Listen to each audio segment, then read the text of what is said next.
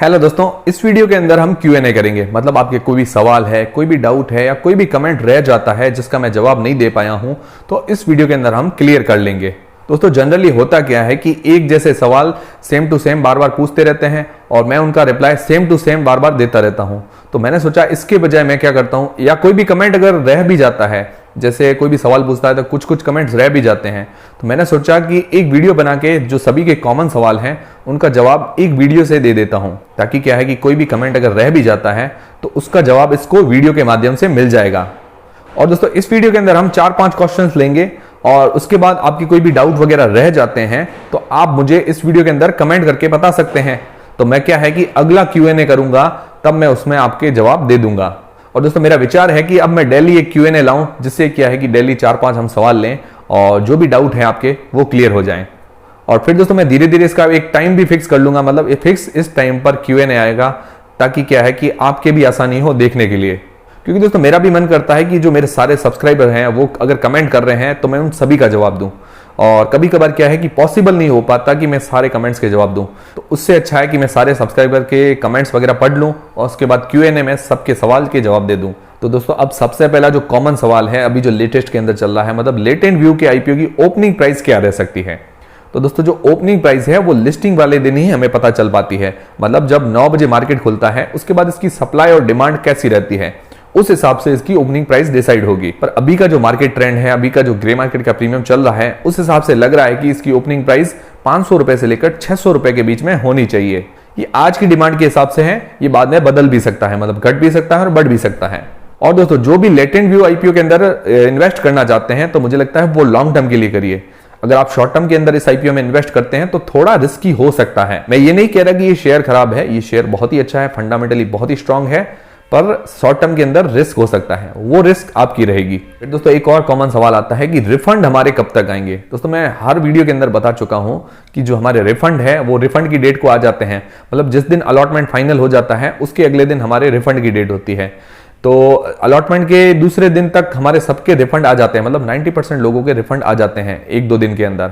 अगर 1-2 दिन के अंदर रिफंड नहीं आते तो आप जो अपने UPI मैंडेट है उसके अंदर आप एक्सपायरी डेट चेक कीजिए, तो वो एक्सपायरी डेट के टाइम आपके पैसे जो हैं वापस रिफंड हो जाएंगे। और दोस्तों एक और इंपॉर्टेंट बात, आपके पैसे जाते कहीं नहीं है, आपके बैंक अकाउंट के अंदर ही रहते हैं। आप अगर अपना मेन बैलेंस या बैंक स्टेटमेंट चेक करेंगे तो आपका पूरा बैलेंस दिखाएगा। तो जाते कहीं नहीं है, सिर्फ ब्लॉक होते हैं, मतलब आप उसका यूज नहीं कर सकते, वो वापस रिलीज कर दिए जाते हैं। और UPI मैंडेट की एक्सपायरी तक भी आपके पैसे नहीं आते तो आप बैंक में जाकर पता कर सकते हैं। और दोस्तों तीसरा सवाल ये है कि हम जब IPO में अप्लाई करते हैं तो UPI पेमेंट्स के लिए सबसे बढ़िया ऐप कौन सी है। तो दोस्तों जनरली मैंने नोट किया है कि फोन पे से सबसे इजीली हो जाता है अप्लाई, और इसके अलावा जो पैसे हैं वो भी टाइम पर फ्री हो जाते हैं। और गूगल पे में मैंने थोड़ी प्रॉब्लम ज्यादा देखी है।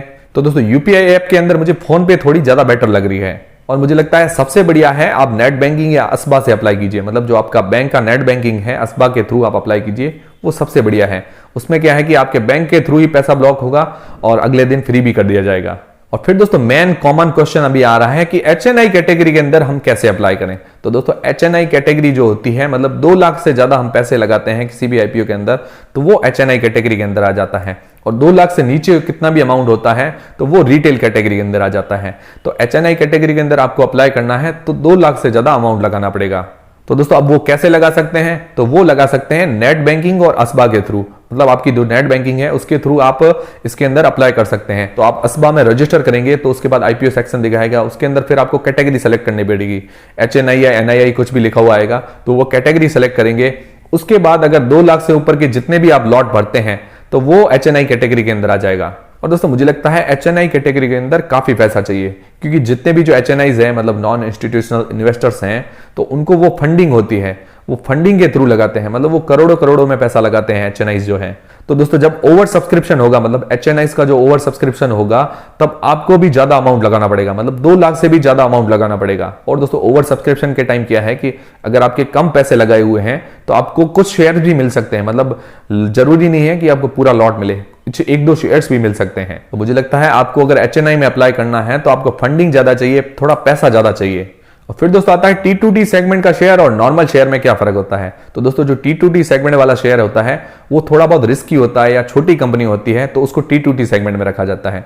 तो T2T सेगमेंट के अंदर क्या होता है कि इंट्राडे FNO के ऑर्डर जो है बैन होते हैं और बाकी हम इसको शेयर को इक्विटी डिलीवरी के अंदर ही ट्रेड कर सकते हैं। और दोस्तों T2T सेगमेंट वाला जो शेयर अगर हम नया खरीदते हैं तो वो हमारे पोर्टफोलियो के अंदर 1 या 2 दिन बाद दिखाता है, तो अगर उसको हमें बेचना है तो हम 2 दिन बाद उसको बेच सकते हैं। और T2T सेगमेंट वाला शेयर अगर किसी को अलॉट होता है, मतलब IPO अलॉट हो जाता है, तो वो उस दिन बेच सकता है। और दोस्तों दूसरा जो नॉर्मल शेयर होता है उसको हम उसी दिन खरीद सकते हैं, मतलब अगर IPO की लिस्टिंग होती है तो उसी दिन खरीद सकते हैं और उसी दिन बेच सकते हैं, मतलब इक्विटी डिलीवरी के अंदर भी।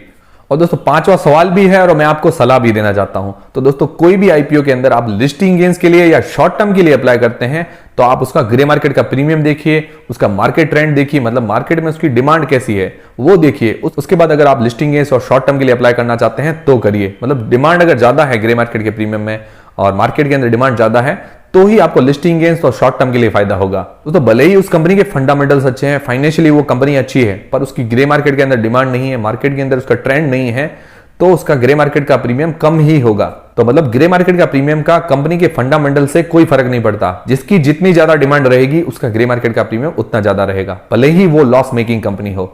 और अगर आप दोस्तों लॉन्ग टर्म के लिए जाते हैं तो आपके कंपनी के फाइनेंशियल और फंडामेंटल काफी फायदा देंगे। मतलब कोई भी कंपनी का शेयर है अगर फाइनेंशियली फंडामेंटली स्ट्रांग है वो तो आज नहीं तो कल आपको जरूर फायदा देगा। मतलब कोई फाइनेंशियली फंडामेंटली स्ट्रांग कंपनी है वो लॉन्ग टर्म में आपको जरूर फायदा देगी। और बाकी ग्रे मार्केट के प्रीमियम का कंपनी के फंडामेंटल से कोई लेना देना नहीं है, जिसकी जितनी डिमांड उसका ग्रे मार्केट का प्रीमियम उतना ज्यादा। और अभी आपने दोस्तों लॉस मेकिंग जो कंपनियां हैं, जोमेटो है, बर्गर किंग है, उनकी लिस्टिंग बहुत ही बंपर देखी होगी क्योंकि उनकी डिमांड ग्रे मार्केट के प्रीमियम में ज्यादा थी और वो फाइनेंशियली लॉस मेकिंग कंपनियां थी। और दोस्तों अभी आपने काफी ऐसी अच्छी कंपनियां देखी होगी जैसे कार्ट्रेड है, ग्लेनमार्क लाइफ साइंस है, SJS है, वो फाइनेंशियली फंडामेंटली स्ट्रांग है पर उनकी ग्रे मार्केट के अंदर डिमांड कम होने के कारण वो लिस्टिंग गेन्स हमें ज्यादा नहीं दे पाई। और लॉन्ग टर्म के अंदर ये कंपनियां अच्छी साबित हो सकती है क्योंकि ये कंपनियां फाइनेंशियली फंडामेंटली बहुत अच्छी कंपनियां हैं। तो दोस्तों मुझे लगता है इस Q&A के अंदर आपके काफी सारे सवालों के जवाब मिल गए होंगे। अगर आपके और भी कोई सवाल हैं तो आप मुझे कमेंट करके बता सकते हैं, हम एक और Q&A लेंगे और डेली एक Q&A लाने का प्रयास करेंगे। तो दोस्तों हमारा वीडियो अगर आपको पसंद आया है तो वीडियो को लाइक जरूर करें और दोस्तों चैनल को सब्सक्राइब कर लें। ऐसे और भी जानकारी रिलेटेड वीडियोस हमारे चैनल पर आपको मिलते रहेंगे। मिलते हैं दोस्तों नेक्स्ट वीडियोस के अंदर।